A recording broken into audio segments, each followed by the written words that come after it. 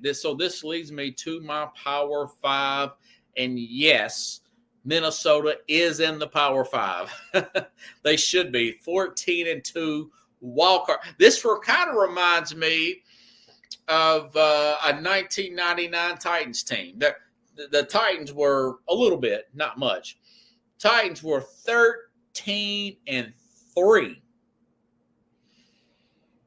And they were a wild card team in the AFC Central, I believe, at the time. They wasn't the South and the North.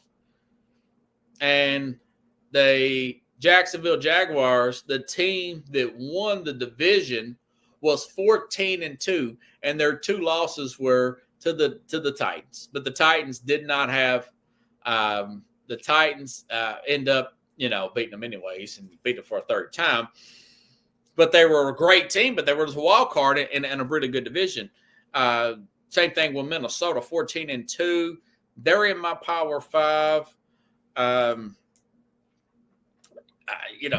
wouldn't call him a comeback player, but can you have a breakout player, Sam Darnold, at the age of 27, 28 years old? I say so. I'll say, like I said, I compared, this is very Rich Gannon-like, getting MVP talk here for him. Brian Flores' defense, second run defense. And you know what? Like I said, they lost Danielle Hunter. He's with the Texans, their best player on defense. They got some age on defense. And Flores may get some job offers. Maybe he takes the Bears job. Maybe he takes the Jaguars job. Maybe he makes a comeback as a head coach. I got a feeling he's not going to be a great head coach.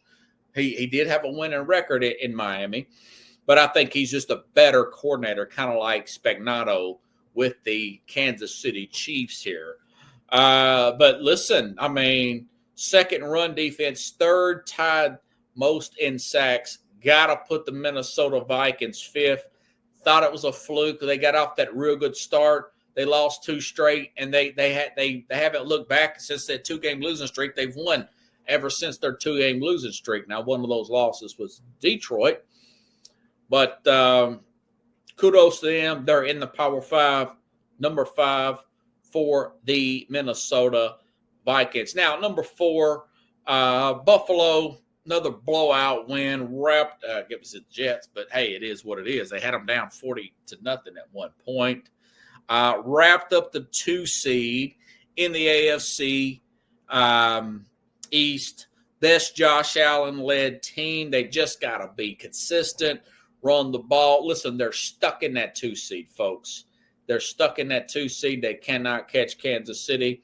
They've got 3 losses. The Ravens can't catch them. They're pretty much locked into that 3 if they win against Cleveland on Saturday, which I think they will demolish Cleveland. They'll probably cover that 20-point spread there.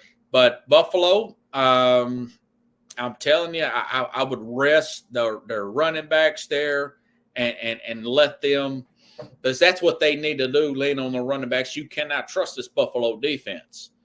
But that got probably the best by the way, they got the best point differential in the league, plus 164 in the Bills right now. Dawson Knox and Dalton Kincaid, probably the best tight end tandem in the league here. Above average wide receiver core. Keon Coleman might be a wild card in the playoffs. Great catch he made Sunday in the that's a rookie, Keon Coleman out of Florida State, second round pick there. He was mainly supposedly the replacement there for Stephon Diggs, who they traded to Houston. Turned out to be a bad deal for the Texans because Diggs ended up getting hurt. But I think a guy like a Coleman could be a key contributor in the playoffs. They beat both 1 seeds, by the way, Buffalo. Can you believe that? They're the only team that beat the Chiefs in all of football. And they also, they called them right, but they beat the Lions. They beat both 1 seeds. So they're, we'll see what happens. They also get blown out by the Ravens. Now they had some defensive injuries. Let's see how this thing plays out there. as the season goes along. So we got Buffalo at 4. Now, number 3, Kansas City blew a red-hot Cowboys team without Jalen Hurts, Kenny Pickett there at the helm there. Now, Jalen Hurts likely will be back for the Eagles. Now, listen, they cannot get the 1 seed with Minnesota's win at Green Bay, but still best defense on all 3 levels, front, middle, and back, 5th in offense, 1st in total defense. Total defense is yards allowed and everything for Philadelphia. Still a really deep, well put together team by Howie Roseman, general manager, and that group there, folks. Saquon Barkley, a lot of talk. Well, will he play this weekend to try to go for the rushing record? We all know that those other records were set with 16 games. It's 17 games. Now it looks like he's going to rest.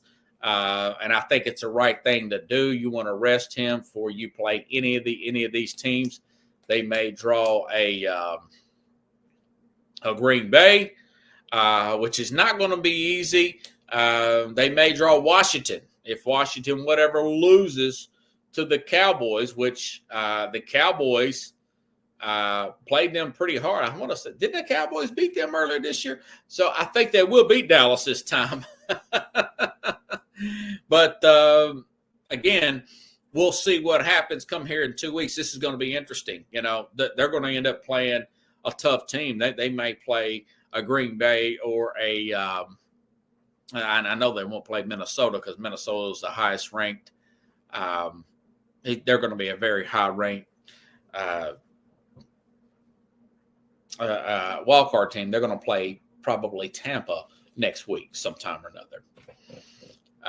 But anywho, still a good team. Still a good team here. I still like what they're going to do.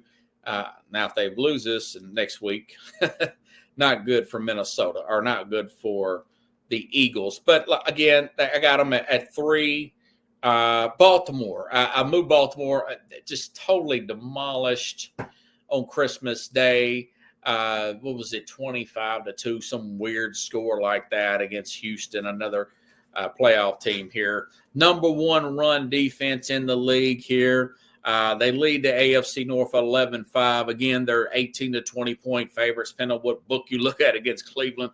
So they're probably going to go 12-5. Lamar Jackson could still potentially, there's still a chance, given that sideways look like De Niro, there's still a chance that he could win his 3rd MVP, but I'm sure he ain't worried about that. By the way, he's finally got him a Pro Bowl receiver. Congratulations to, who is it, Zay Flowers there, the wide receiver's got his first Pro Bowl bid there, 2nd-year player. They got a Pro Bowl receiver. Lamar Jackson putting up big numbers, him. But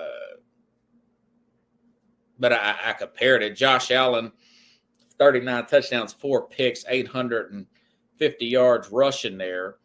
But Jackson, listen, he's got more passing touchdowns, less interceptions, less rushing touchdowns, but he's working on things that he has not been good at, and that's making 3rd down throws there, and got a lot better at it. Baltimore, again, best overall offense in the league, best run defense in the league. And they're up there in sacks and everything. They do give up big plays. They tighten a lot of that up over the last month, 6 weeks or so. So I got them at number 2. I think they're that good right now. And of course, number 1, Kansas City, getting better, 2nd best total points, 4th in yards, 15-1, already clinched the 1 seed, best record in the NFL, 2-time champs. Maybe a healthy Bills team could play them. Maybe a Detroit team can actually match up well against this team. Hollywood Brown getting his timing back with Patrick Mahomes. Xavier Worthy, listen, he don't have to carry anything. He can kind of hide he can get lost in the mix between a DeAndre Hopkins per se and a Hollywood Brown, 2 veteran quarterbacks there, and moving Joe Tooney to left tackle still hasn't affected their offensive line that I've noticed. So again, Kansas City #1. By the way, Patrick Mahomes did not make it to the Pro Bowl. Now, you think he cares about that? I'm sure it probably irks him a little bit. Patrick Mahomes, yeah, you heard that right. I want to say it was Jackson and Allen in the AFC. Mahomes not in the Pro Bowl. I remember one year, I want to say that the Patriots didn't have anybody in it, but they were like 14-2, but they were so good as a team. Who cares if you win the Super Bowl? You know, those individual accolade games. Either way, that he's going to use that as a he's not going to play this week. Carson Wentz is going to play this week. They play Denver in a very important game. If Denver wins, they're in over Kansas City. Now, Carson Wentz is not a chump. And if you all been watching this team in the past few years, Kansas City, by the way, let me give you this so I can cut it later. Kansas City, #1, Baltimore, #2, and let's see, #3, Philadelphia, #4, Buffalo, #5, Minnesota.